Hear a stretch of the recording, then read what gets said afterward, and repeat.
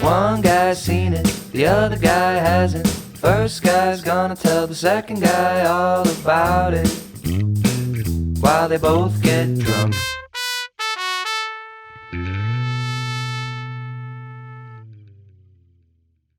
All right, welcome to One Guy's Seen It, the only podcast where one guy has seen the movie, the other guy has not seen the movie, and the first guy is going to try to convince that second guy to see the movie. If he succeeds, they'll take a break, watch the movie, come back, nerd out about the movie, and decide how many beers you need to enjoy the movie, all while getting more and more drunk because that's what they want to do, man. And without any further ado, rigmarole, hoopla, or ballyhoo, let's get into it. Sumner, give me the skinny. Hey, how's it going? Every fucking time. Now you're just fucking with me. Yeah, my dad does that to me all the time. He's like, what does he say? Because I know he says it to you too. It's like, what's good or like something like that. You know what I'm talking about? It's just like when he answers the phone? Yeah, he's like, oh God, I can't even think of what it is. But it's like, give me the skinny. I'm like, you know, I'm here right now. What's going on? I feel like he says what's going on all the time. Yeah. No, he says something really specific, and I can't think of what it is. But anyway, doesn't matter. I'll think of it in the middle of something else. Okay, so you're saying that's your new thing now? When I ask you what the skinny is? Yeah. What did you say? I was like, yeah, good. You should just just really stressed out that you've been asked the question. Yeah. It's fine. Just like someone that's been in a cave for 6 years and hasn't had any human interaction. That's my reaction. Oh God. I wasn't expecting this. I'm good. I'm doing really good. I've been playing a lot of Resident Evil 4, the remake. Ooh. Because I finally have an Xbox One X and can do that stuff. Oh, does it look beautiful? Does it look gorgeous? Have you gotten a 4K TV? No. But you can't even appreciate the raw power of the Xbox Series X. I still feel like you can. It's pretty unbelievable. I don't know. I've never really seen anything quite like it. Like even like Red Dead 2 was like, I don't know. It's like a little more. It's just.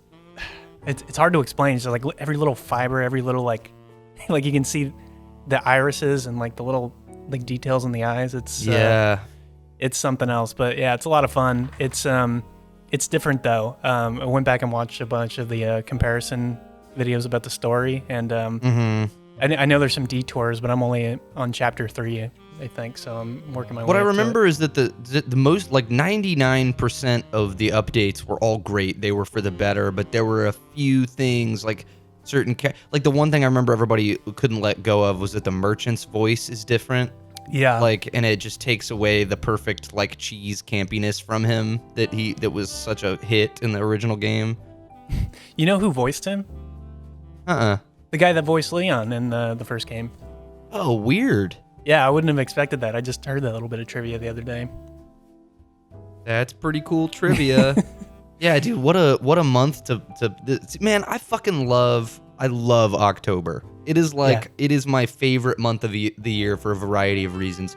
For one, it starts to cool off just a little bit here in Texas, but also, variety of reasons. So for one, for whatever reason, this is like the time of year that everybody starts to, like, I get a lot of gigs in October, like rehearsal dinners and like corporate functions. And so it's usually a good money month for me.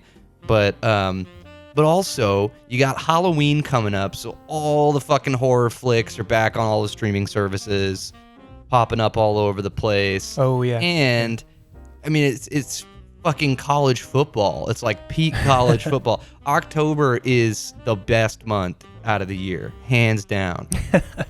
Yeah, I've been noticing it. Like, you ever get that like feeling in your gut when the weather starts to change and you you feel like different?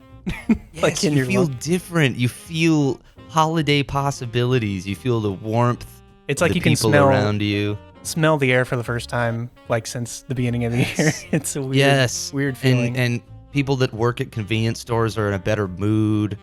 It's better all around. Yeah.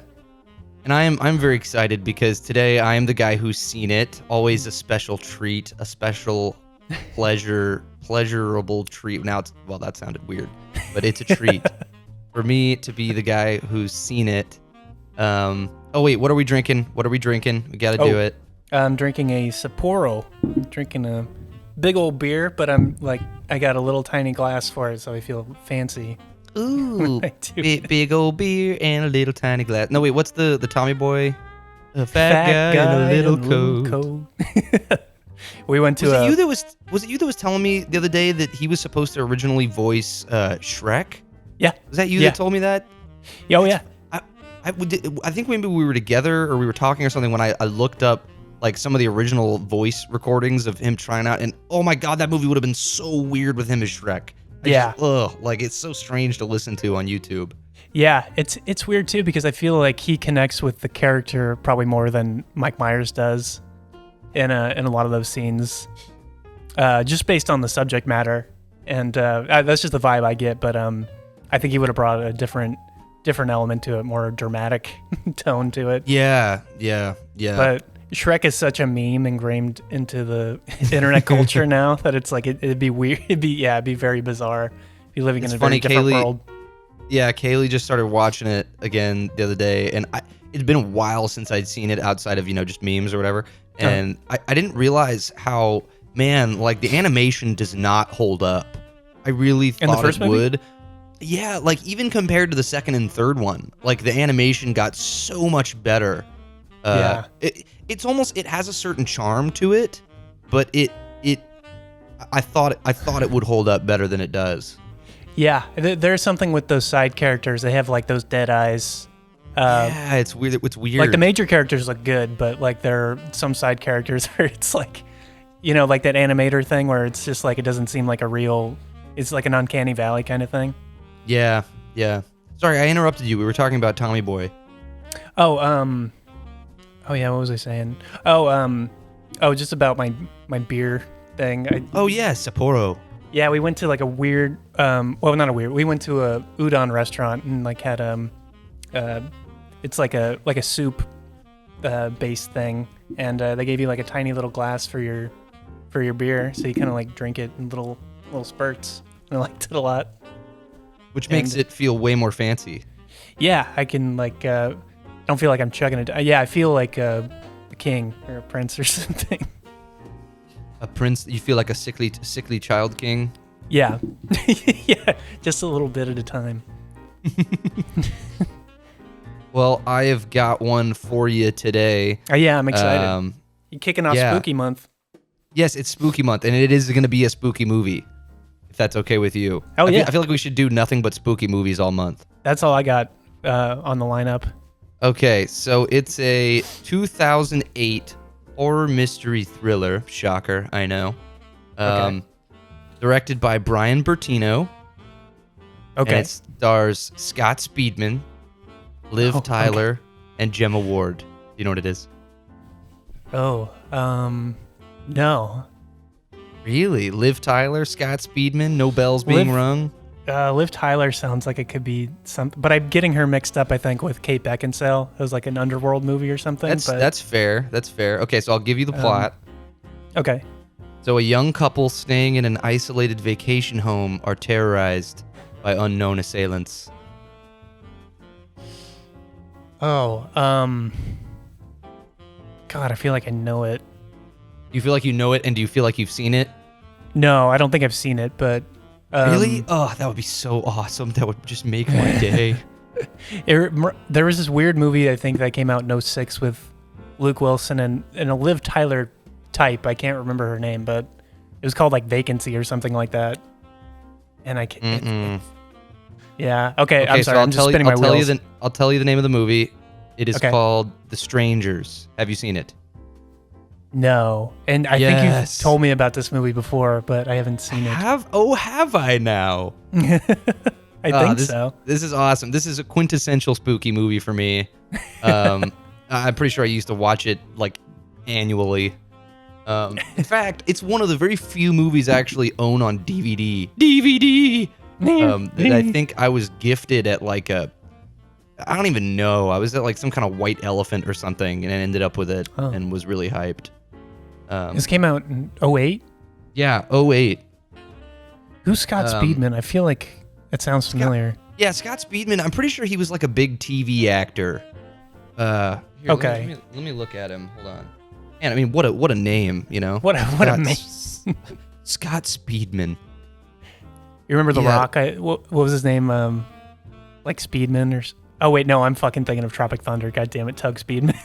Tug Speedman. Yeah, hey, you know, it's funny you were getting Liv Tyler. You know, there's some weird, like, movie mixed-uppery jargon going on in your brain because Scott Speedman was in all the Underworld movies with Kate Beckinsale. Was he really? He was like her co-star. Yeah. That was a weird thing of phonetic that I had no idea anything about.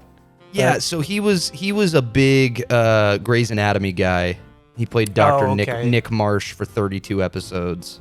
Yeah, I may. I haven't seen that much of Grey's Anatomy, so maybe I haven't seen him. Yeah, he's got one of those standard hot white guy faces. Standard white guy face. Yeah. Was he in Euphoria by chance? Does it say on his IMDb? I have only seen the pilot of Euphoria. I don't know how to explain it. Maybe it was just the time period that I tried to start watching it, but by the end of that first episode, I was just like, ugh. No, I didn't have it in me. I'm with you. I powered through the first season, and I think there's a lot to appreciate, but there's a lot I didn't like about it too. Like I was just like. It just pissed me off, a lot of the material in it. But it might sound silly, but I think that Euphoria coming out and becoming popular was right about the time I realized I was getting old, where like I couldn't force myself, even though I knew it was about to become like the youth zeitgeist, whatever, like pinnacle. I just couldn't. I just didn't have the energy, and I was like, yeah, I'm officially getting old. That like. I could watch this and know what the kids are saying, and I just don't want to know. I don't care. The thing with it, too, it was like it became very soap opera-y very quickly. And there's a lot of cool stuff that they touch on, and like it's done really well. But there are just parts of it where it's like, this is just reality, and it's like, it's so dramatic and so over the top. It's so annoying. And they're like, and it's like, I think it's just like the intention is like claiming it's like the norm. This is like what kids go through now kind of thing. And I just love all the memes on TikTok where it's like some dude in his car. He's like, what? You don't smoke crystal meth before class? He's like, all right, later, loser. It's just like ripping apart like the cliches of that show. It's just like everybody's like strung out and crazy and really over dramatic and stuff. I don't know. It's get it, man. The kids are going through a lot these days. Yeah, but I think it's like even kids are like, you know, it's like, what the fuck? It's too much even for me. But anyway, okay, I'm so happy that you have not seen this. I guess I can give you a little bit of trivia, about it before we get going. So this is interesting, and it's interesting that I never really noticed this before. But I guess the entire movie was shot with nothing but handheld cameras or steady cams. So every single shot has some movement to make it feel spooky. Spooky. Spooky. Like Born Identity? Yeah. Well, I don't think it's going to be that crazy, but... okay, so some more trivia here. According to director Brian Bertino, this film is partially based on an incident that he actually experienced as a child. But I can't tell you what the experience is because that would give away the movie. I'm sure there's some heightened elements to it. Yeah. As long as this is not like the fourth kind that you showed me. Whoa, yeah, no, it's not the fourth kind. Although, if you want to watch the fourth kind instead, I'm down. Fuck no, you can't pay me enough to watch that movie again. That's another like lady that kind of looks like the other two. Mila Jovovich, she's kind of in that. Yeah, women that look like that. Yeah, she fits in there. And she's in the Resident Evil movies. So there's another series of horror I still movies. kind of want to go because I remember I had it on one time when you and Andy came over, the original Resident Evil. Have you seen it all the way through? No, I've seen Afterlife. I think the one where they're in the desert. Oh my god! But we have to do a one guy's seen it on the first Resident Evil. You can't be such a super fan. That's the only good movie. It's the only good one. Yeah. I love the video games so much because it's it's puzzle, it's horror, it's campy, it's amazing, it's incredible. But Resident Evil 4 is the best. Resident Evil 4 is as good as it gets in terms of campy story, and they can't even get that right in the Afterlife one. But Mila Jehovah's Witness. Yeah, she's no Leon Kennedy. I'm just saying. Mila Jehovah's Witness. that's the funniest thing I've ever said. Oh god. Sorry. This is one last thing I wanted to mention to you because I was thinking about it and I was like, this would have been a great One Guy Seen It episode, but we'd watched it. So I have that Criterion Channel subscription, and they did a 90s like horror movie retrospective, and they had the Faculty on there. And I was like, hell yeah! And I was like, I remember watching that, and it was so much fun to watch. Yes, dude, and it gets better with age. Yeah, I have to do a One Guy Seen It retrospective and go back and watch it. Yeah, we got to figure out ways to do episodes. I don't know if we have to make them special episodes or whatever. We have to figure out ways to do episodes on movies we've both already seen that we just want to revisit because, yeah, Yeah, I would definitely go back and watch that one. Yeah, Faculty's a banger. Okay, let me give you a couple more little pieces of trivia, and then we got to hop into this thing. Okay. So this is my personal favorite piece of trivia about this movie. Kurt Russell, the actor, says that this movie always scares him. All right. I mean, think about it. Like, what scares Kurt Russell? I mean, Stranger. It's the only thing.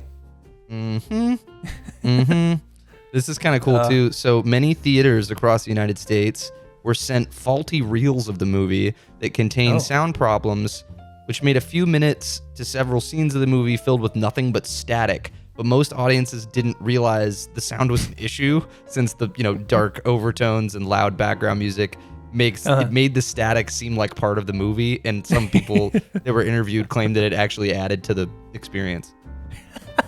Or it was so bad that they didn't notice. They were just tuned out. Yeah, it's probably. Hey, you know what? Don't talk shit. You haven't even seen it yet.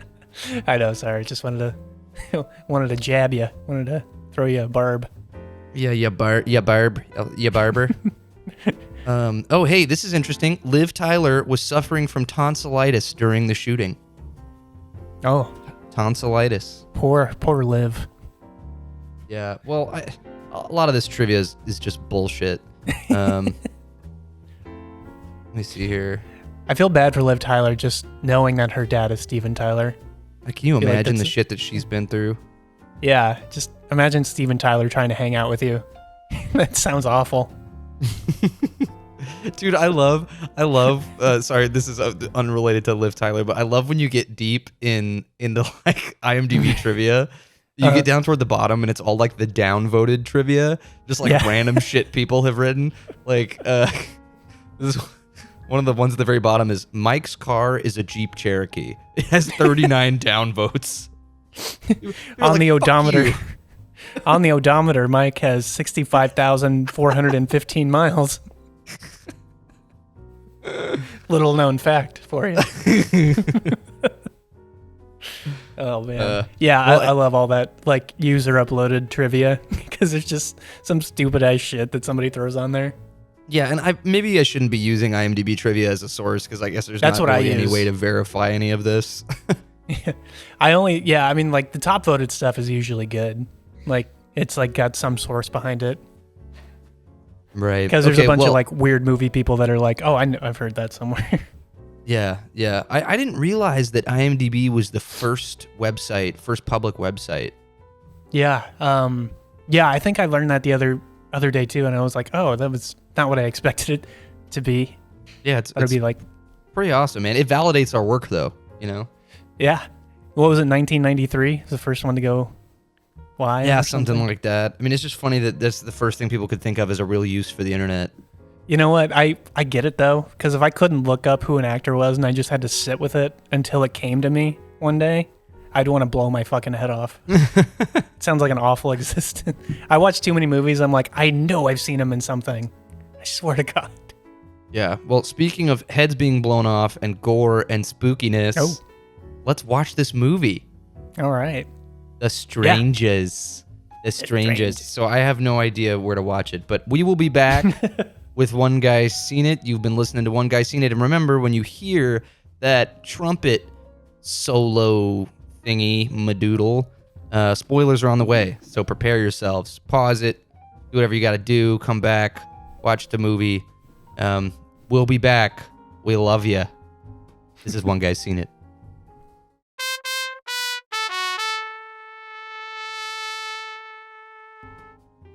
All right, we are back with One Guy Seen It, The Strangers. Sumner, you have now seen it. I've now seen it.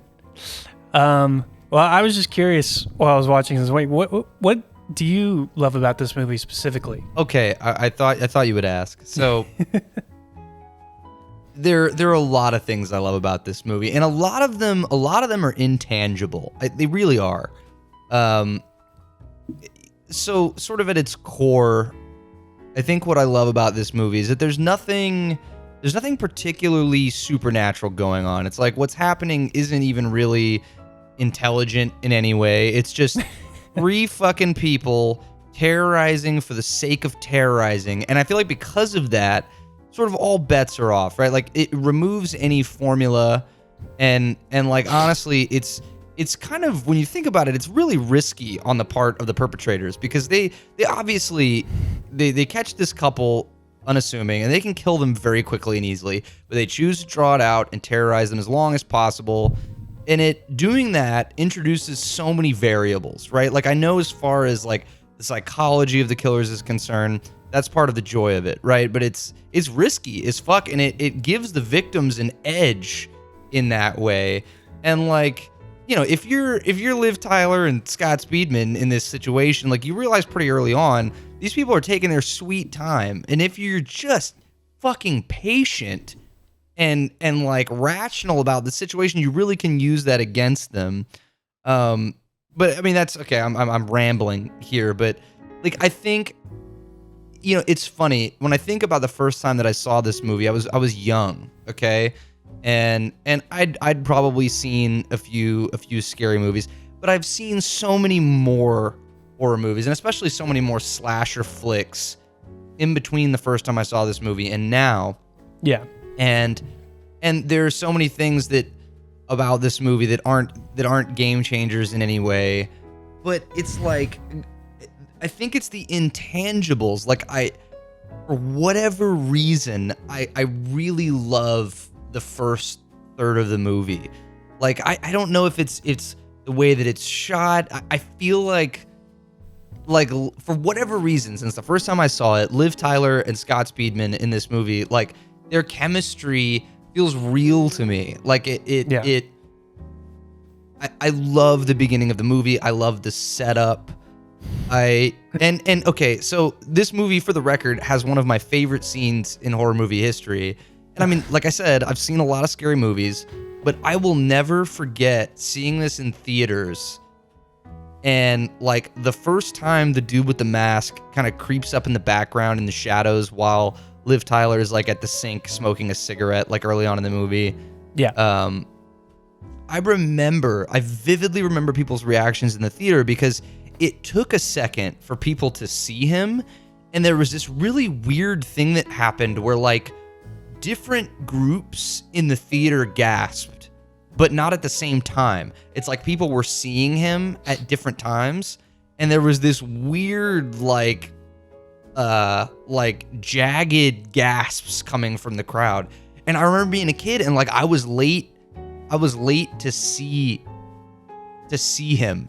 And yeah, anyway, like I don't know what it is. Every time I see this movie, it gives me chills every time. Just him kind of creeping into view. And I know a lot of the shit is cheesy, but like I could talk about this movie for an hour straight. So I should let you talk for a second.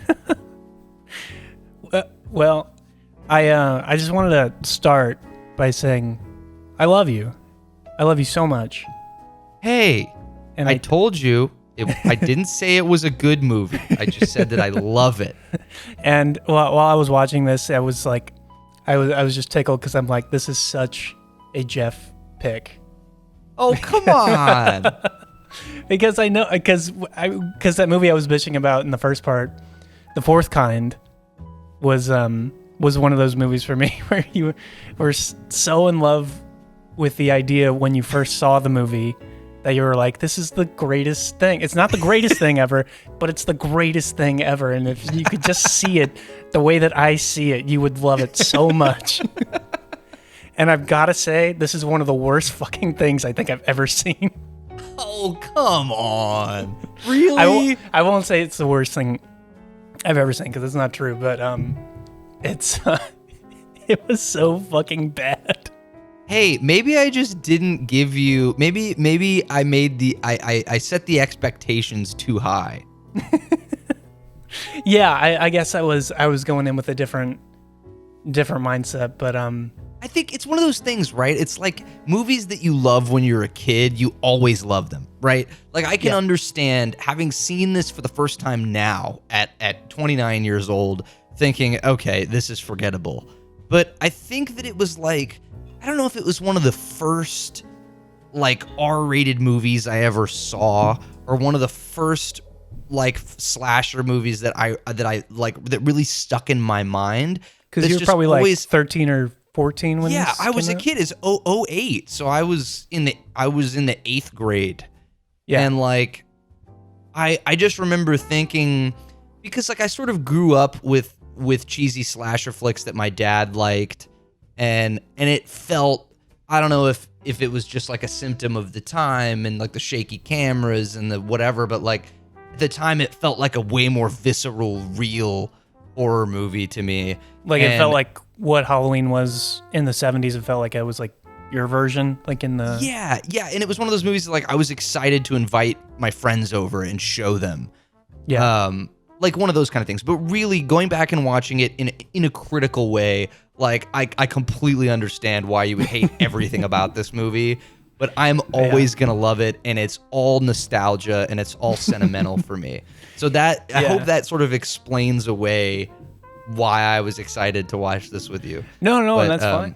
And I will say I was being a little salacious saying it's the worst thing I've ever seen. It was just like, I didn't expect it to be as bad as it was. I guess best way I can say it. It was just, well, because it's like the first part of the movie caught me off guard a little bit because it was like, they come back from like a dinner and he had like just proposed to her, and the movie just opens on this really awkward car ride home where they're just sitting there in utter silence and don't know how to communicate. I love it. I love it so much. I love the beginning of the movie. Yeah.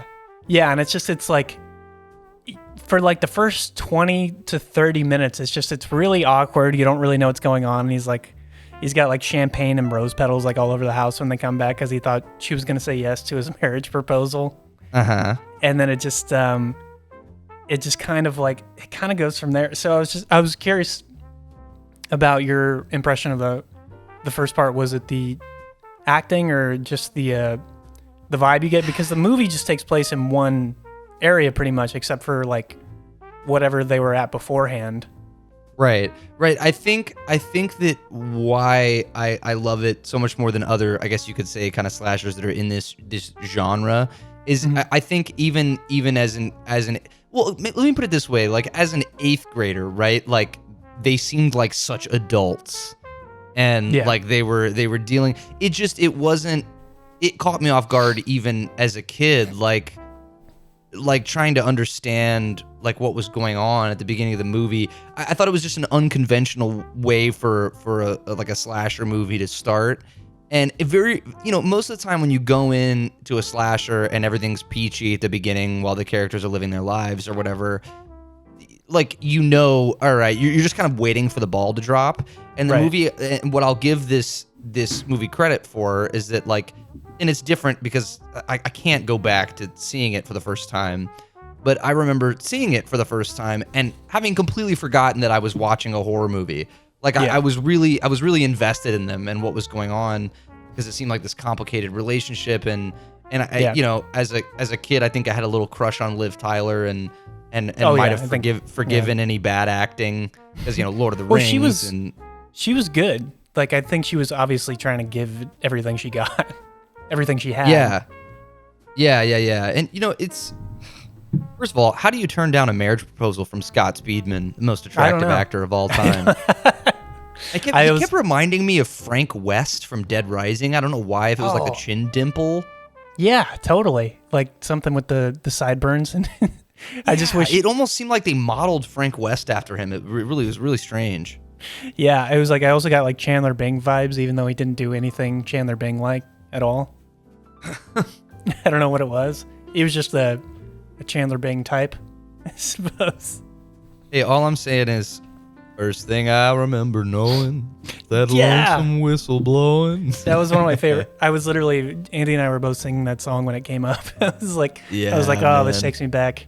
It's like, because I like the use of the record player all throughout, like not only as sort of the soundtrack of the early movie, but just as an instrument of horror. Like, because there's not really your classic big, you know, string stabs and you know, horror movie music. It's all kind of the creepiness of the vinyl player for the first half of the movie, which even now, even on the rewatch, I still love. Yeah. Atmosphere. There's tons of atmosphere, but I did... So, like, there's that part at the beginning where they're playing something on the record player, which I'm pretty sure is not Merle Haggard, right? Correct me if I'm wrong. I don't remember, but... I don't think so. There was like one song that Liv Tyler plays when Scott Speedman like goes to the grocery store or whatever and leaves her alone for some dumb reason for a few minutes, and she like puts on this creepy He's like, I'm going for a drive. And I'm going for a drive at 4 a.m. Yeah. I just need to clear my head. Right. No, yeah, and we can get into all the continuity issues and ridiculousnly. I'm really excited about all that. It's unbelievable. Oh my God. But I can't remember what it was. A really creepy song with like a it almost sounded like a little girl's voice. Yeah. During that section, I don't know what the first song that he puts on is, but I like let me have my little things that I like. Okay. Don't ruin my little things, okay? My movie. But yeah, then the record keeps looping when they like break in at the beginning of the movie. Well, kind of break in, I guess. They just kind of appear and then disappear, which is one of the things I was like, when that first scene happened with the one you were talking about where he shows up in the background with the mask on and everything, and I was like, that's actually really creepy. That was actually kind of because I was stands out. That's the scene that stands out. It really does. Yeah, because I think there are like a couple things that are like big buttons for me when it comes to horror, like things that like genuinely disturb me, and I think it's animals dying, like animals getting killed. Like I hate, like it immediately skews me out. And then like when parents have to watch their children die in horror movies, I hate it. I hate it so much. It really disturbs me. But home invasion is another big one. Like it's like, cause it's like within the realm of possibility it could happen. So right. So apparently it really did happen. It's apparently, yeah. Apparently it really happened. Although none of the details of what actually occurred are known. I did think that was funny too. When the opening is happening, they have the text, and usually in a movie it's just the text, and like you have to read it. But there's a narrator reading on top of it, like it's like a bad movie from the 80s or something.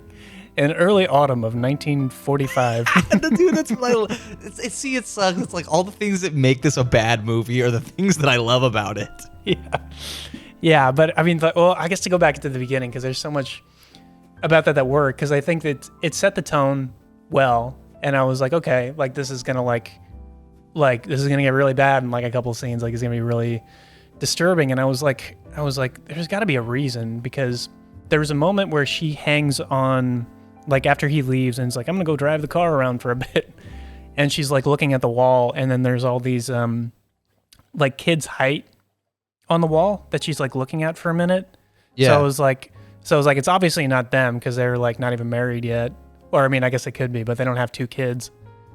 And I was like, oh, okay, so it's like, just somebody who lived here previously. And then it gets revealed later, I guess, that it's like his dad's house or something. Like that was the payoff to that. Family. It's his family vacation home. Yeah, so that was like him and his brother's heights as they were growing up. But which is like, you don't know that at the time, so you think it's like, oh, okay, that's a weird detail. Why would you throw that in? And then it's like, right. It's like, it's his house, I guess. I don't know. So I don't know. And then he's like drinking the bottle of champagne, like out of the bottle, like painfully. And then, and then the girl comes, like, and they're gonna like reconcile for a second and like have sex again at the beginning of the movie. Makeup sex. I was very disappointed. I'm always so disappointed. Well, the thing that always bugs me about that in the movie is that the girl comes to the door and they're like obviously creeped out. It's like, is Tamara here? And they're like, no, you got the wrong house. He's like, I don't think I do. And they're like, yeah, I'm pretty sure you do. She's like, all right, see you later. And I love it. I love that scene so much. I love it so much. It's so fucking weird. I love that she unscrewed the light bulb. Oh, come on. The unscrewing of the light bulb I thought was cool. That was a nice detail. But I was like, he was like, hold on, is this fucking... If he had just like reached over and just started doing it, I thought that would have been funny. And she's like, no. And she like ran away. Yeah, there's a lot of that. There's a lot of like, why wouldn't you? So look, one thing that's... Okay, one thing that's always pissed me off about this movie, and I guess it's this way with a lot of slasher movies, where like obviously like victims never do what you want them to do. And my first thought was like, as soon as she realizes that they're in the house, they've taken her cell phone, they've cut the landline, and she realizes that they're in the home. Like, why would you not? So my thought is always run like, away? why would you not? Well, why would you not just like run to a bathroom, like find a place in the house where it's sort of a one-way situation? She's already got the big kitchen knife at that point. And it's like, if you've already come to terms with the fact that whoever's doing this, like they're just trying to terrorize you, right? So you get yourself in a closed off space, and you've got a big ass fucking butcher knife. Just put yourself in a situation where like if they're in the house and they don't see you or you can't see them or whatever, like find a place in a small room and you've got that knife and you're pointing it out. And as soon as you fucking see someone, just lunge at them. Like don't run around panicking, like letting them do whatever they want.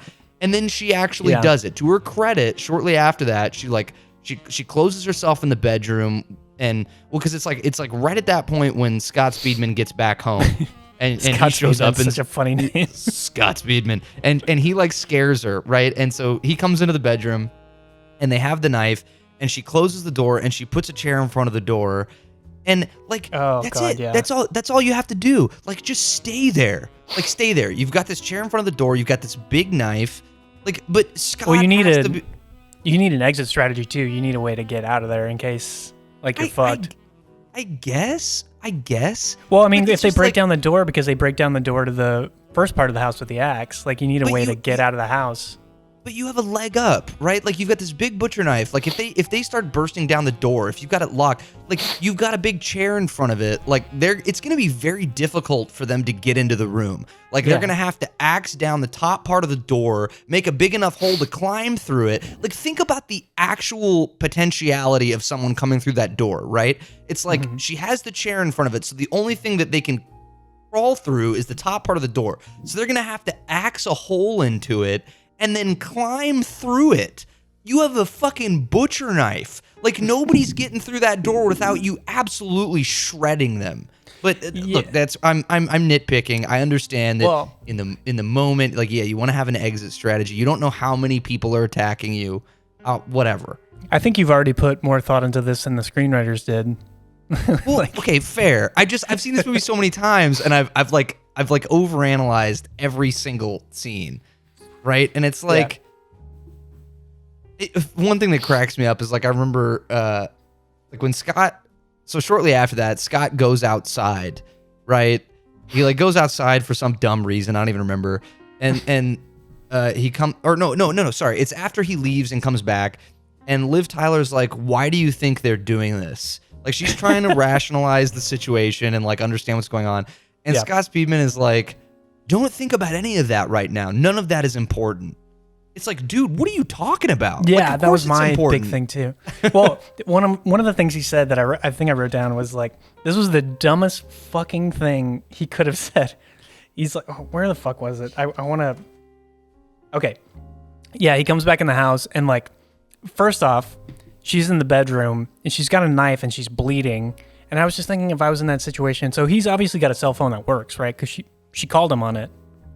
He left it in the car.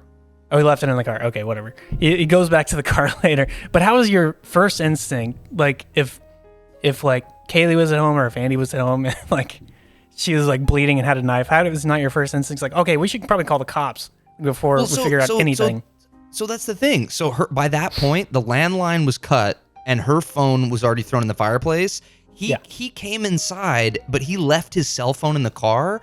Oh, you remember yeah. when he comes out, there's a hole in his car. In just a couple minutes where he came in and left his cell phone in the car, they broke into his car and took his phone. Convenient. That's all I'll say. Convenient. Very convenient. Hey, man, the exact details of what occurred that night are not fully known. So. Whatever the screenwriters need to extend the plot just 45 minutes longer. Hey, look, so that's something that ran through my mind a lot in the many times that I've seen this movie, and I really paid attention to the phones this time. Right. And the phones, like they made it work. But there's a line that he says when he comes in, because he's obviously like dismissive of her because, you know, he's just like, for plot's sake, he can't believe you right out of the gate. Right. Even though she's like crying and like obviously like something has happened to her. But he says this line, he's like, I haven't heard a dog bark or a car pass. It's just us and them. Like he says it like that's a fact. Like that's something that you would know. Which is funny. I hyper focus on that line too because shortly before that scene, you actually hear a dog bark. Yeah, like that's what I was saying too. I was like, I just heard a dog bark. What are you talking about? Like, you're an editor in the movie and you're the sound designer. Like, you know that line is coming. Why would you put in dog barking for no reason? God, yeah. There's some things too, right? It's like, because there's this dance in the middle of the movie. Because the middle of the movie is the weakest to me. Like, you know, the bulk of the movie is the weakest of the movie for me. I'd say like, the hour and 20 minutes are like the weakest element. First 5 minutes are gripping. Hey, I still like this movie, Sumner. It's be nice to me. I'm sorry. I just shit on every movie that you bring to me. No, that's okay. That's part of the fun of this podcast. I know you're going to. But see, look, here's the thing, right? No. I don't know you're going to. What I'm saying is, like, there are movies that you're going to bring me that are classics that you know I need to see or like for me to like be a real person. And then and I know that there aren't a whole lot of those that I've seen that you haven't. So I have to bring whatever I can to this podcast, right? And to be fair, this wasn't your first choice either. Like, you wanted to watch something else. That's fair. It wasn't my first choice, but if I can bring, see, the thing is, I know so it's one guy's seen it, right? That's all we are here. I know that there are so many terrible movies that I've seen that I have to live with that I know that you haven't seen. And as your friend, it's I have to share that pain, but also there are movies that I want to share just because they have sentimental value to me. And this is one of those. Well, you know, I think I get why you like it at the same time. Like, and I don't know if this is true, but you can correct me if I'm wrong, but it's like there's like a weird, like, cozy element to the movie because it takes place in like this one location. And like, I don't know if that's like one of the, because it's like, it's extremely low budget. Like, I know the budget is probably, we looked it up actually. It was like $9 million, which I was like, there's no fucking way in hell this movie cost $9 million to make. It must have been Liv Tyler. There's no other thing. Or like distribution costs or something like that. Like, I have no idea where the money went for this movie because it literally just takes place in like somebody's dad's house. Like, you can tell. Like, and it's like, it's got a barn in the back and that's it. That's all that happens. They don't go anywhere else except for the first part where they like rent out a gymnasium for like they're somewhere at the beginning of the movie. They're at the wedding. Yeah, and they don't even show other actors in it because I doubt they had the budget to even show other people. Well, and look, I think those are some of the things that I loved about it, is that it's so narrow. It's like you said, yeah, it's cozy, it's narrow, it's all this stuff happening in one place, and which is what makes it feel so much more like visceral and possible. Like the home invasion thing takes place in a home, right? It's got to feel like a home. And look, but you talked about other actors, right? So there's one other actor, and we've got to talk about the scene where Scott shoots his friend Mike, right? Who's coming? Do you know who that is? Pick him up. I've seen him in other things. That's Glenn Howerton from It's Always Sunny in Philadelphia. It's Always Sunny. It's Always Sunny. Yeah, was that a nice like whoa moment? That was the best moment of the entire movie. Because, well, one of the reasons I love it is because this came out in 2008, and Sunny had been on the air for like a couple years at that point. But I mean, like they could have shot it like right when Sunny was starting, like, and it didn't get released until later, like very possible. But I was like, oh, Glenn Howerton's in the movie. Okay, he's gonna add a dynamic to the couple here. It's like he's gonna be with them. He's gonna be like the comic relief because this movie desperately needs some like comic relief. Because I was because in my head, it's a true story. There is no comic relief. But in my head, I was like, oh, he's a big star. I was like, wait, this came out in 2008. He was not. He was a nobody at the time. Nobody knew who he was. There you go. And yeah, I was like, and it was funny because Andy had seen the movie before. I don't know how, but she had seen it before. Really? Yeah. And she was like, watch it in high school or something like that. And I was like, oh, Glenn Howerton. And she was like, I was like, what? She was like, just nothing. And I was like, okay. And then he gets shot in the face. And I was like, what? That was the dumbest fucking thing I've ever seen. And okay. Hey, don't be selfish. Don't be selfish. Just because you wanted him to have a bigger part doesn't mean he needed to have a bigger part. He needed to be in the movie so bad. Just because I know what he's capable of, like as a comedic actor, like he could have offered so much more to the movie. Like, like made it fun, like, because like that's the thing with the bottle kind of movie where it's like, okay, you have a low budget, you've got a limited amount of resources, you got a limited amount of actors, like, what do? You have to add something to the characters to make them have more depth, and they're like going through like a rough patch in their relationship. Like she doesn't want to marry him, but it's obviously like it's not because she doesn't love him. Like, like there's that element to their relationship, right? Yeah, like, and see, look, the fact that you felt all of that means that it was perfectly done. That's one thing, but other than that, their characters are the flattest, nothingest characters. There's nothing else about them, and I'm sorry, I'm coming off really mean. Like, hey, but you know enough. But you know enough to feel like you know them. They're just your friends that because you know already. Because they're good actors, and that's one of the other things I wanted to talk about too. The directing in this movie is so piss poor bad. Like, so I mean, I don't mean that to say like it's like So I mean, like there's directing, and it's like the composition of the scenes are fine. Like what's going on action wise, like that's all okay. Directing though, like when they're in the scene, like the actors have to know, like, should I have a sense of urgency? Like, should I be like afraid for my life? Should I be running? Should I be like doing, all these questions that they have to have.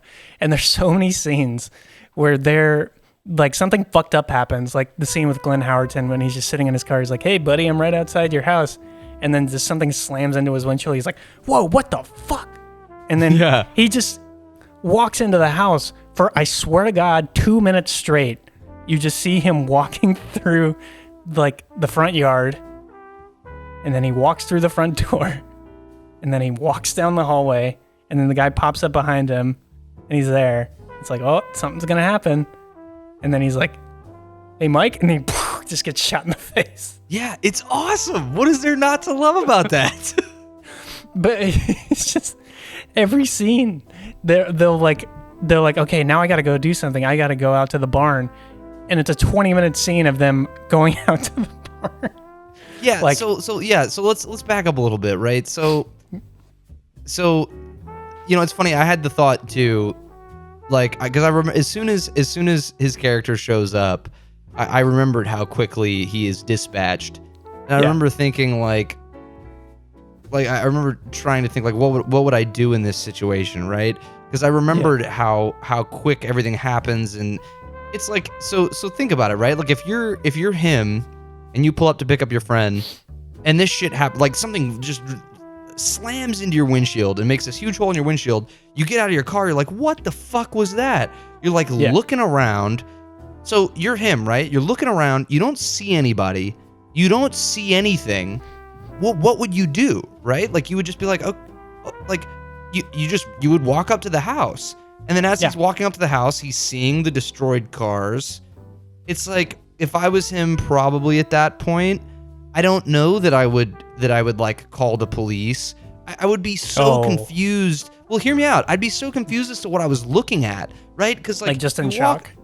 Yeah, well, like you walk up to the driveway and you see that this truck has slammed into your friend's car, and so your first thought would be like, okay, some kind of weird like accident occurred here. Like maybe somebody was delivering something. I'm like trying to create situations that might have been going through his head. But either way, he's looking at this and he can't really make sense of it. But he hears the record player on inside. So he's like, so what do you think at that point? Okay, well, somebody's home. Like something happened out here. Something strange happened out here. But somebody's home. But the door is just wide open, right? I think it was wide open. Yeah, and it's like if you're him. You're like, okay, well, there's a record playing inside. There's got to be somebody in here who's going to explain to me what's going on out here. But as he walks in, he starts to see everything. It's like I don't think it's that unbelievable, like what he does. But here's what I want to talk about. So they find the shotgun. They find the shotgun in the closet, right? Yeah, this is this is one of the biggest things I wanted to talk about too. So yeah, right. So he's like, oh, I never actually hunted. I don't even know how to load it. Very quickly, he loads it. Which is the dumbest statement. Like everybody's seen a movie where somebody loads a shotgun. Right.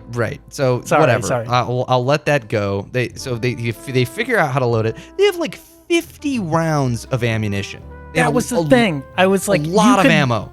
You could hold down a fort with 50 rounds of a shotgun. Right. So they have this huge advantage at this point.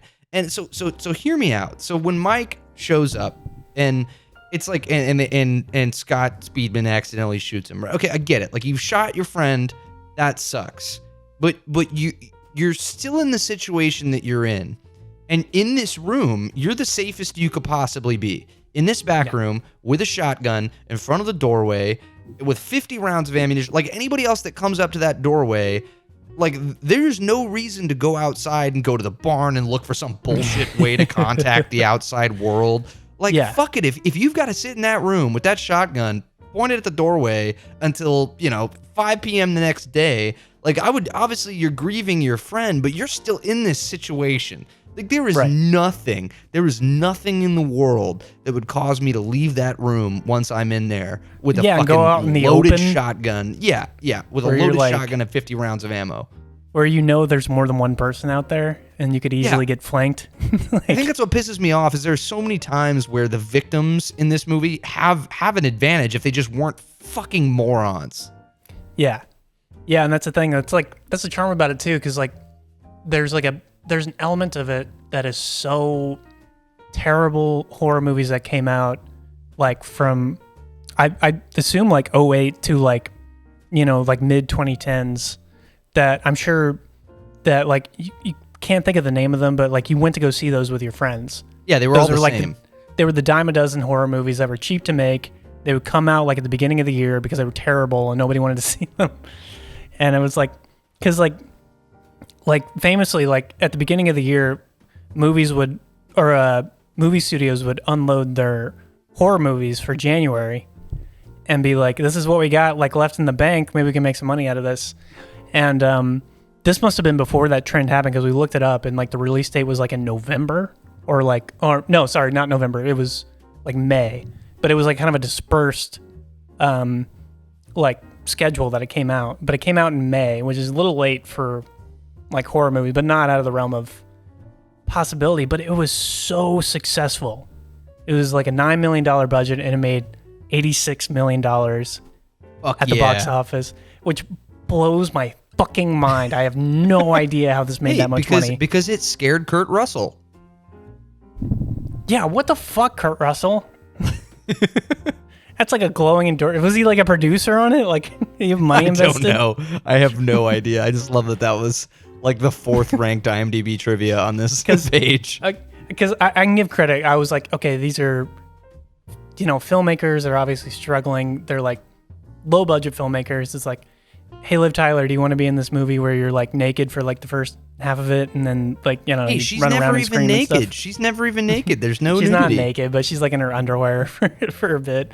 She like takes a bath in the rose petals, and it's like, I mean, if it makes you feel any better, I think the demographics, it was like 80% 17 to 35-year-old males, Caucasian males that saw this movie in theaters. Yeah, probably like we're never gonna get Liv Tyler to show her boobs for this piece of shit. Right. But anyway, I'm sorry. You digress. I'm sorry. Anyway, but I was just thinking, I was like, oh God. I had a thing I was going to say, and I know. Sorry, you're talking about when it came out in May, and it was super successful. Shockingly. Oh, yeah. Yeah, it was shockingly successful. And, just like, one of those dime a dozen, like, horror movie concepts. But yeah, I mean, there are things I can be like, okay, like, they're indie, like I can like give them a break on stuff like like limited locations and stuff, and like not having the writing talent to kind of bring it, that's fine. But it was like there's never a moment other than that initial time where the guy shows up in the background where I ever thought it was scary. Right. And for the record, I don't know that a lot of those decisions that you're talking about, I think you might be giving them the benefit of the doubt. Like, I don't think that they were necessarily like limited by budget. I think all of the choices were intentional. Like, I think this really was a crime that occurred, and I really think that everything about it was intentional, which might make it worse for you, like even worse. No, I was like, okay, you're like, if they knew they were doing like a Hollywood movie and like they got greenlit by a studio, like I feel like the studio would have pushed for more locations, like more action, like, because it's like, I don't think like the ending probably is what happened in real life. Could have been, but I mean, like they make it seem like this like Manson family murder kind of things are just roaming around like killing people randomly. Like, I love it. I love it. They're my fate, dude. The killers are the best. I love it so much. I don't care. They're like, did you ever see The Devil's Rejects, the Rob Zombie movie? Oh God, a long time ago. They were like that. They were like this like quasi, like cults of people that just go around killing people just because they love it. Like they really enjoy just murdering and torturing people. But it's like the difference between that is like they would do in like The Devil's Rejects, they do some crazy outlandish like what the fuck am I watching shit. I was never ever like I was so bored with what was going on. That's okay. I know. Okay. I'm sorry. No, I know you love this movie. No. Look. You're spot on. Like you really are. Especially. This is the first time in my life that I've watched it with a critical eye. Like for the reasons that we do this podcast, and there are almost. I mean, I am pulling at threads to find like redeeming qualities. Yeah. Of the film, other than just the fact that it was a big part of my childhood, and I'll let like the issue for me is like the middle of the movie, and I even remember this, even as a young buck, right? Like the middle of the movie is so patchwork, like the whole barn scene. Like, she's trying to get on the radio in the barn. She's twisted her ankle because she runs out of the house like an idiot for some reason. Somehow steps in a ditch. Yeah, and she like trips and Yeah, it twists her ankle. And the chick with the axe comes up, right, and smashes the radio right when she finally connects to somebody. And I never really noticed this before, but I was really trying to find reasons to like get mad at the movie at this point. And it's like she gets out of the barn, and while the chick is axing the radio, she's just crawling on the floor a few feet outside the barn and somehow appears to have lost the chick. But there was no like connecting scene. It's like she's in the barn screaming while the chick is axing the radio, and then she's 20 feet outside the barn crawling, like laying low. Like the girl has no idea where she is. It was, the middle of the movie is really rough, but it's always gonna be one of those forever in my heart movies, and I've tried my best to defend it in any way that I can. I love the Mormon boys that show up and find them. Oh yeah. I don't know. It is what it is. It's like you said, it's exactly what it is. It falls into this like slushy of these weird late 2010s horror movie flicks. cliches. There were so many of them around that time that were just out every year, and they were easy and like cheap to crank out. But I get the vibe that this was just floating around in a film festival somewhere, and they just happened to have Liv Tyler in it. I don't know how. They must have offered her a shitload of money. But like you said, that's probably where the bulk of the budget went. Yeah, it was like, okay, hey Liv, I know you were in Lord of the Rings like a couple of years ago, but do you want to be in this? Like, it's like, yeah, for $5 million, I'll be in your horror movie. And and I just feel like it floated around, and then like it just got picked up by somebody, and then they were like, we'll release this at some point, and then it became like a big sleeper hit. Like it's just like it blows my mind, because it's like now it just seems so like out of the realm of possibility that could ever happen. But I wanted to hop into some of the trivia that I didn't finish. Oh yeah. So I did want to mention. So Glenn Howerton's in the movie. He's got like a bit part in it, and right.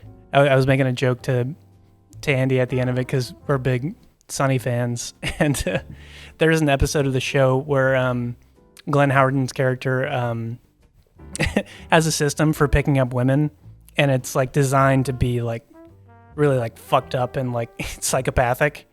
But sure. I was like, he got rejected by his. What if this is just a big ploy to like, like manipulate her into loving him? So like, ooh. So like the steps of the system, it's called the Dennis system because his name is Dennis in the show. And the steps of the system are demonstrate value, which is the D in the in the system. And so demonstrate value, he's like wants to propose to her, he's in love with her, wants to spend his life with her. And then the next step is engage physically, where he like, they like touch and feel, and they're like about to have sex, and then they get interrupted. Uh-huh. And then the third step is nurture dependence, which, home invasion. You need him. He's got the shotgun. Boom. And then neglect emotionally is the next step. So the part where he runs out to the barn and then just disappears for like 20 minutes. Yeah. Neglect emotionally. Then inspire hope, where they're tied up at the end and they have the ropes and everything.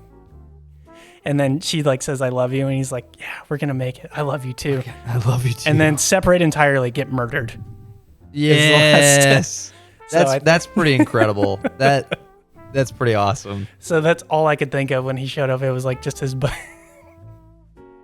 Yeah, what the fuck, dude? He really does disappear. Like, he's behind the tree with the shotgun, and you hear a big shotgun blast, and then he's gone for like half an hour, and then just shows up back in the house. No explanation for where he was. Nothing. Just fucking... And I was also like, so we talked about that one scene where the guy shows up in the back, and then, it's like, it's creepy because she doesn't know he's there, and she's like looking out the window and smoking a cigarette and stuff. And then they do that, I want to say, like 30 more times in the movie. Yes. It feels like every scene, it's like somebody's there, and then they don't do anything about it.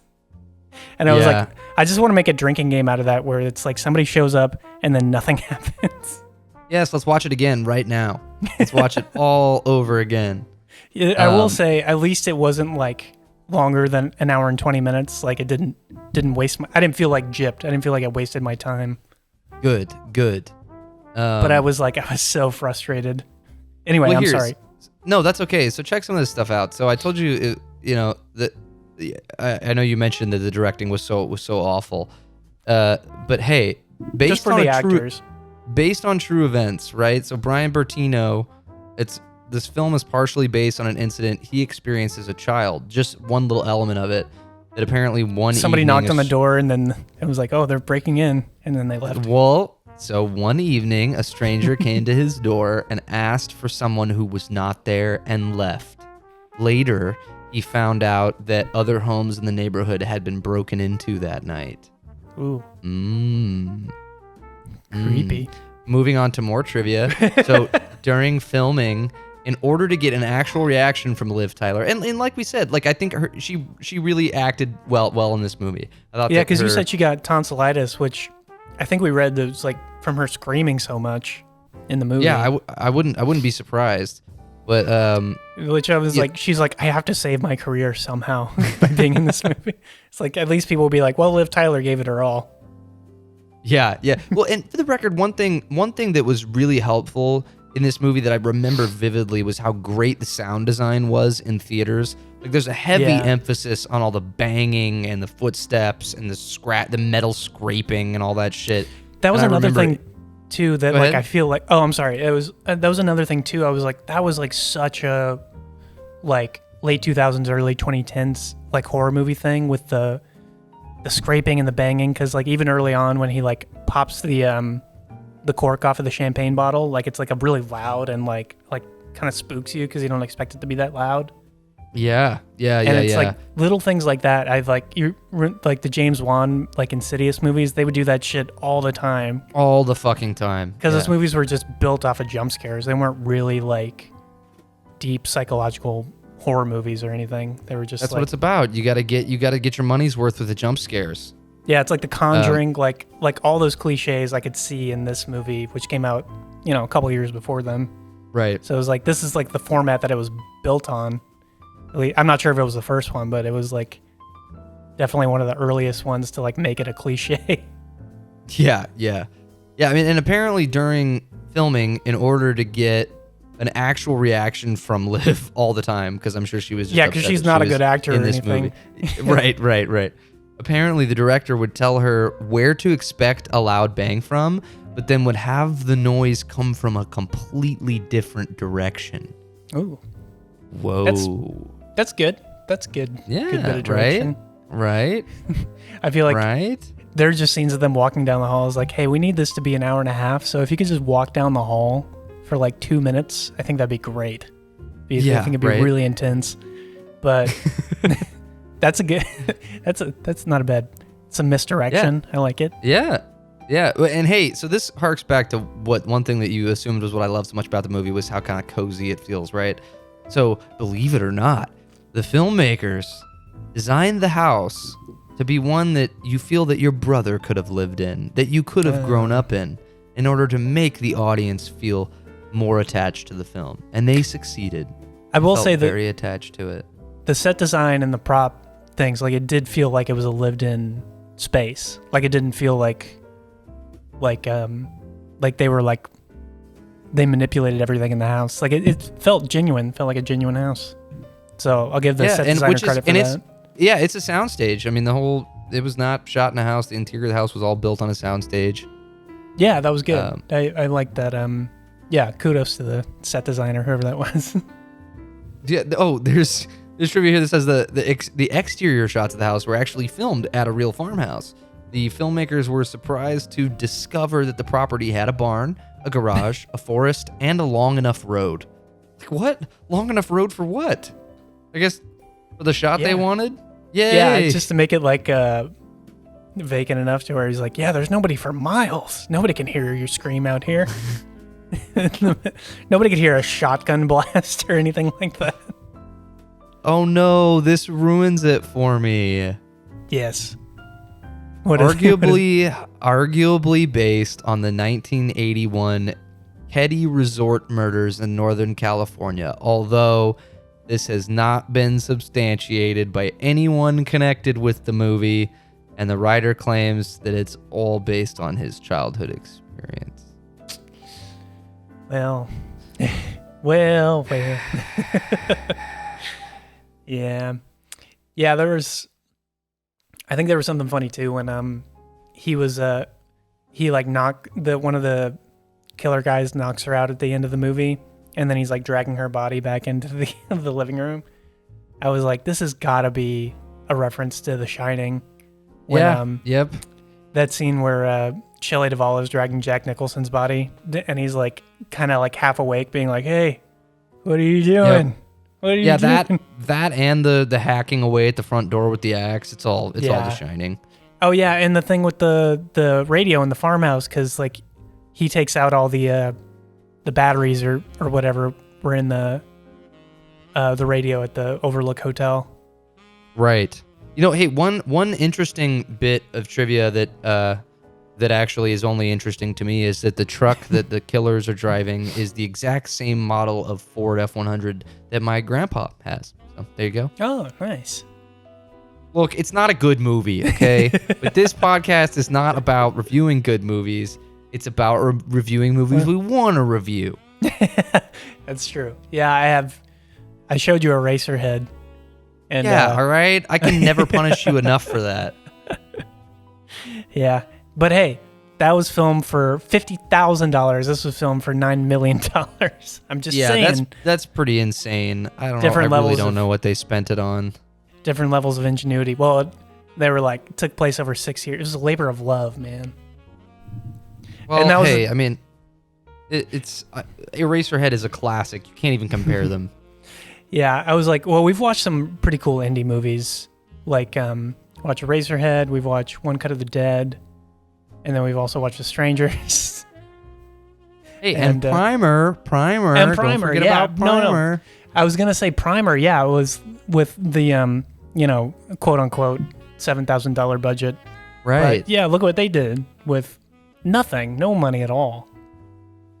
And they made a terrible movie. Well, I don't think it's definitely not like this. It's not in the same league. This is leagues ahead. This is the best movie ever made. Well, we went down a rabbit hole after we watched Primer. Andy and I were just sitting here like looking at stuff up about the guy, and he's been canceled unfortunately since then. Oh shit! What happened? Well, he had some sexual misconduct things and domestic abuse things, I think, with his girlfriend. Jeez. Actually, I don't know about the sexual misconduct, but the domestic abuse things, like his girlfriend or wife got a restraining order against him, but he like leaked the photo of the restraining order in like an Instagram post. And there were all these videos online about he was like planning his own demise, like because he had tried to make it in Hollywood, but his ideas were too big and bombastic, and he was gonna come forth with this really crazy, like, ambitious sci-fi movie, and it just like fell through. And then the script got leaked online, and this guy was talking about it. He was like a big fan of his work, and was like, "This is one of the best things I've ever read."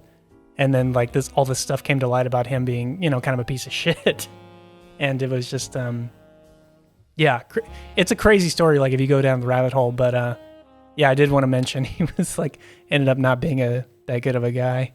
Yeah, what the fuck? Maybe he really built the time machine in real life. Yeah. and fucked up his own life. Yeah, but, I mean, like, even that, I mean, like, that was, as much as don't like the person and the things I've read about him, like, there was, like, passion and a, like, need to be like, okay, like I've seen time travel movies. I'm going to come at it with like the mindset of a person that would actually invent time travel, which would be an engineer. And I'm going to come at it from this really technical, analytical point of view to where it could, like, what are the first steps of like, there's like a whole like world he built within like the process of actually creating that. And like, I think that's what's cool and valuable about that movie. And like what we've talked about with indie movies, like playing around with stuff you couldn't get away with in a big budget movie, right? Then, which like, this doesn't do at all. Yeah, and then this one is just like a haunted house spook show. I wanted a light spook show. It's the beginning of spooky season. Yeah. No, I know, and I'm tearing this a new one for no reason. I've said my piece. That is what we do on One Guy's Seen It, and I think it's time to give it your rating. Don't be gentle. Say what must be said. How many beers do you need to enjoy this movie, Sumner? 4.5. 4.5. 4.5. I think I'm giving it a half because you enjoy it so much and it was so much fun to talk about it with you. No. Do not. No. You cannot compromise your internal rating system. Give it what it deserves, Sumner. What does it deserve? If I was watching this on my own, it would definitely be a 5. It'd probably be more. A 5. Is that the lowest score so far? Yeah, I think that's my lowest score I've given. Fuck yeah. I'm going to try to keep up a streak. I'm going to try to keep a streak going of lowest scores. But you know, as much shit as I talked about the movie, is definitely not the worst thing I've ever seen. It was just like, there's so much that could be done with that premise, and they just didn't do anything, it seemed like. Right. Hey, for like the record, you had Liv Tyler in your movie. You had, Glenn Howerton. Scott Speedman. Scott Speedman's a stud muffin. Yeah, and he was just like, I love the scene too, when she's like hiding behind the cupboard with the I don't know what you call those blinds that you can like see through. Yeah. And like the killer walks up, and like it's like obvious you can see right through those, and then he just sees and he's like, nope, I'm just gonna sit at the table, and he sits at the table. He's fucking with her. Doesn't do anything at the table. Gets up, looks, walks away, and then she opens it. She's like, well, where'd you go? And then the girl comes in like fucking, and then Scott Speedman out of nowhere comes back in the house. He's like, run! And she's like, oh yeah, maybe I should run. Hey, that's the best scene in the movie, Sumner. And then she runs upstairs, and then instead of opening up the window and jumping out of the window like a normal person, she bangs on the window like somebody's gonna hear her. She's losing it, man. She's going through a traumatic experience. And then Scott Speedman downstairs, he's like, Jamie, run! What the fuck? It's like freaking out. Yeah, it was just, I don't know. It's like almost so bad it's good. Like it's almost in that territory. Thank you. That's all I've been trying to say from the very beginning. So it was like there are moments I was like laughing a lot. So that's another reason I'd give it 4.5. I don't think it's like terrible where it's just like totally worthless. It's like a good like munching on popcorn, drinking beer time. Right. Yeah, nothing else to do. Right. Okay, and that's a fair review. Obviously, I'm see, it's tough, right? Like I want us to be able to remove our bias when we're rating movies. This one is too close to me. I don't think I can remove the bias. Yeah. So I'm gonna give it 3 beers. So I think we average out at what, 4? 4, yeah, I think. 4. All right, you hear that? One guy's seen it, audience. You know what's funny, dude? So my mom just listened. Our 3rd episode just came out when we did a Splice. Oh yeah. And it's not out on YouTube yet. Wait, really? Yeah, it's on. I was gonna tell you before, but yeah, it's not on. It didn't populate. It didn't show up. Mm-mm. That's concerning. I'm gonna check that out. Sorry to our 20 listeners out there. I'm gonna try to figure out what the fuck must have happened there. Yeah, because that's the only thing. So YouTube's the only one that I have to kind of upload manually, and so usually I'll just I'll like upload it as I'm going to bed. Because it takes a while to upload. So I don't know if like maybe my computer. I'll go in and check it out. That's I didn't even check. I checked Spotify and Apple, but I didn't. Anyway, so I was talking to my mom about it because my mom's really into our podcast. She's like sharing it with our friends or with her friends and stuff. Oh, that's nice. And her first comment was like, "Yeah, you should never be the guy who's seen it." I was like, "What?" That's not true. She was like, "Yeah." She was like, "You're just, Sumner knows more about this stuff than you." She was like, "You should just stay in your lane." I was like, "Fuck you, Mom." No, but Suck my dick, Mom. I think these are like most fun episodes too, because when I get like not upset, well, like I get fired up and I'm like, this is fucking stupid. Like I feel like we have a lot of fun just talking about it. Yes, you get to use what you know to build up and to destroy. Because we don't because I love doing the episodes that we do when I show stuff, and it's like, you're right, like they're usually like classics, like, and it's like it's really hard to find faults in them, and like, you know, like you have little bits here and there, but it's like you have to like intellectualize everything, which is fun, but it can be exhausting, especially when you're drinking. It's like these are much more fluid, and like we're just like being like, fuck, this is how I feel. Like it's not so much about like with the Chaplin one, like it's just going like on forever about like, well, Charlie Chaplin was doing this in 1936, and like this is like all the backstory that you need to understand. It's like that's fun to do too, but it's like going in with a completely different mindset than just, you know, having fun watching a movie. So I love doing these episodes a lot where you've seen it. I gotta keep you on your toes. I gotta keep you flexing your muscles. Yeah. And to be fair, I enjoyed watching Primer a lot. It wasn't like my favorite movie or anything, but it was really fun to talk about. And I like Splice a lot. It's actually one of my favorite episodes we've done. Because it was so just like goofy and off the wall. And it was like the perfect, like, it's like, where can we go from Eraserhead? Well, Splice, fuck you. We're going right there. Like, I love that. Hey, man. This is my favorite thing to do every week. I think too, if I was just showing classics every week, it would just get like kind of repetitive and boring. This adds like an element that I like to it. Well, that means a lot to me. So thanks. Thanks for what showcase. Yeah, we do. We get to our friendship is. How fucking terrible my taste in movies is. That's what we get to do. That's what I was like, because I was making fun of you for The Fourth Kind. I'm like, this is even worse than The Fourth Kind. Hey, and I'm gonna see if I can even top that in 2 weeks. But we will be back next week with a spooky movie that Sumner has seen. Oh, dude, I have the perfect one for after this. Talk about a bottle movie. So like indie. Fucking ready. And I'm like, I'm not gonna change this one this time because I've said tease stuff in the past, but I'm sticking with this one for sure.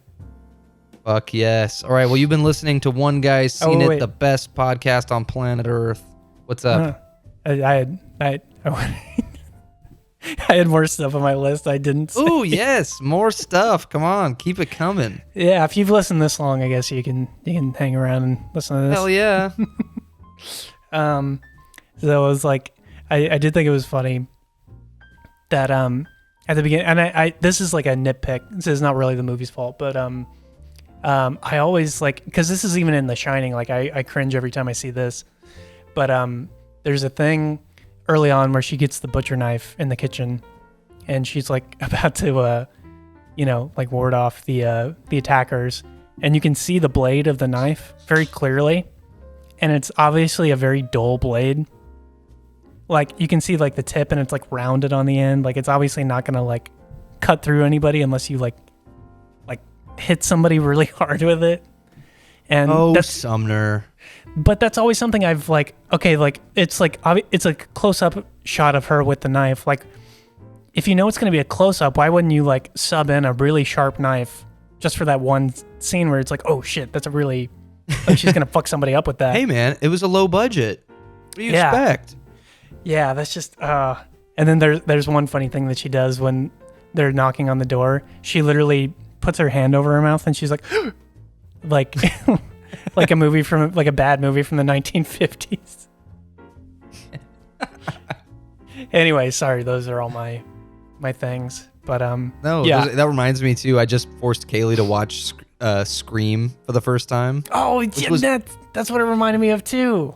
Dude, it's very Scream, and it was awesome because I can't believe, like, I don't know how you grow up as a 90s baby and manage to avoid seeing the movie Scream. She'd never seen it? She'd never seen it. I don't. Now, granted, this is a woman who has actively avoided horror movies for the majority of her life. Yeah, but that one's not. But it's not even. We're talking about the campiest of all campy. It's like, so goofy, but it teen like, slasher movies. It like works in its favor because it's like meant to be like 90s, like tongue in cheek. It's like horror movies are stupid. We're gonna make one anyway. Fuck you.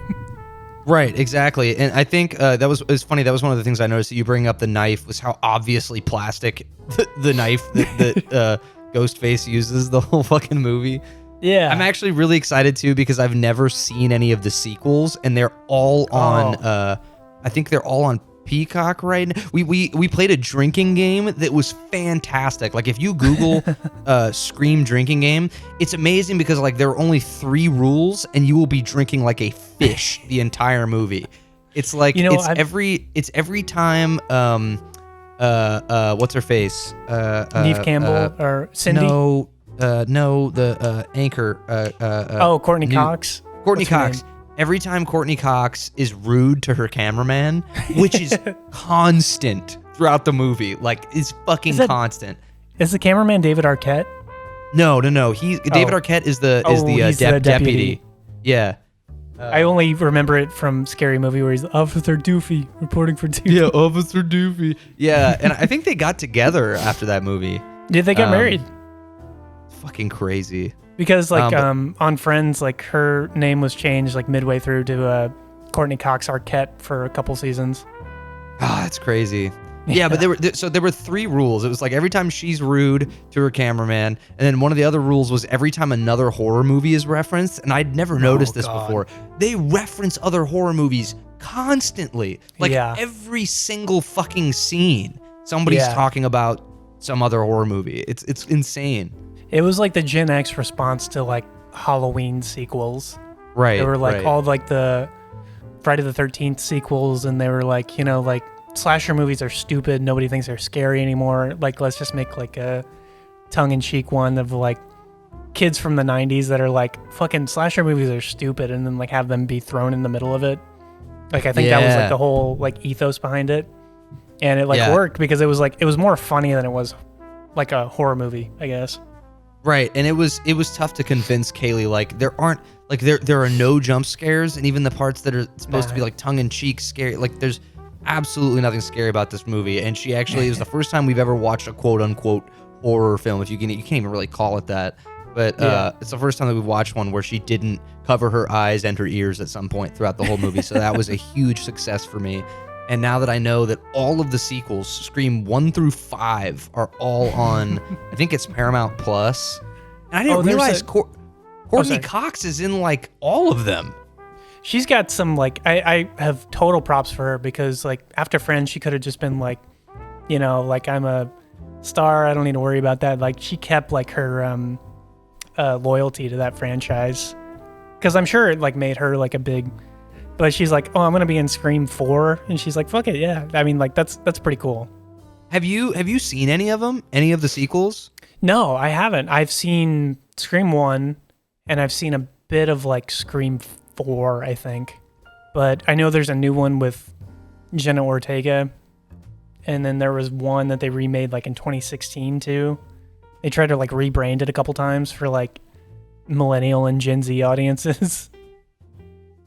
Yeah, I'm very excited because I've managed to not see any of them. So hey, we can always do a one guy seen it if you end up watching Scream 2. Yes, well, and that's the thing too, because the first one didn't scare Kaylee. I think I'm gonna be able to convince her to watch all of them. So yeah, we'll do some of those. Yeah, I haven't seen Scream 2, Scream 3, any of the new ones. Yeah, I just don't understand how they're gonna possibly. I mean, it's just got to be copycat killers every single movie, right? I can't imagine how else they're gonna pull it off. You can't get around that, and like. I was watching this video where these guys are breaking down all the Friday the 13th sequels and how fucked up the lineage and like timeline of all the things gets with Jason. And because in the first movie, it's like, I don't even think it's Jason or something like that, or they kill him off or something like that. And then they have to find a way to... Don't we find out that it was like his mom the whole time or something? Yeah. That's what it is. And they have to find new ways, because I think the 5th one is like a copycat killer or something like that, or the 4th, I can't remember, but yeah, I've never actually sat down and watched any ones past the first one. That's okay. Well, thank you for watching this piece of shit movie with me. It will forever be in my heart. We're bonded forever because of it. Yes, we are. Next week you will be the guy who's seen it. I can't wait. Oh yeah. This is our favorite thing to do in the whole world. So follow us on the social medias that Sumner still hasn't posted on. Yeah. Although I have no room to talk. Somehow I managed to not upload the podcast. I don't fucking understand how that happened. Yeah, I'm looking right now on YouTube. It is not there. What the fuck? I'm sure whenever these people are listening to this podcast, it'll be Christmas time when we're releasing our October. Oh yeah. lineup. Oh yeah. Oh man, I didn't even think about that. Yeah, we're not even these spooky movies won't even come out. Well, maybe just for Halloween we'll switch it up. For October we'll drop all these as they come out. Yeah, maybe. Because there's nothing stopping us from doing that. I mean, maybe we'll talk about it later. You've been listening to One Guy's Seen It. I'm Jeff. I'm Sumner. And remember, all movies are better with at least one beer. Now you say it. Every movie's better with at least one beer. Every movie's better, but The Strangers is better with at least 4 beers. So it has at least 6. All right. Peace. One guy's seen it, the other guy hasn't. First guy's gonna tell the second guy all about it while they both get drunk.